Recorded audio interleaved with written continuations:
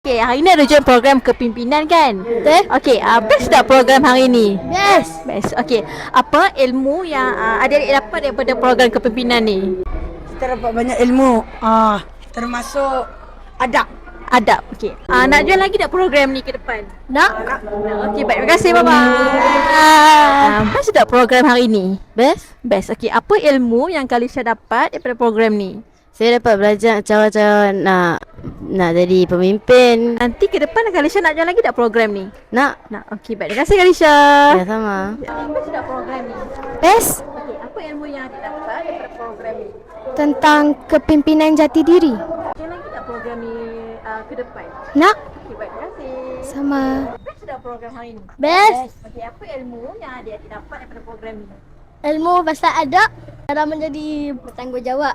Betul juga. Bertanggungjawab. Okey, nanti nak join lagi tak program macam ni? Nak. Okey, baik. Terima kasih. Bye-bye. Bye.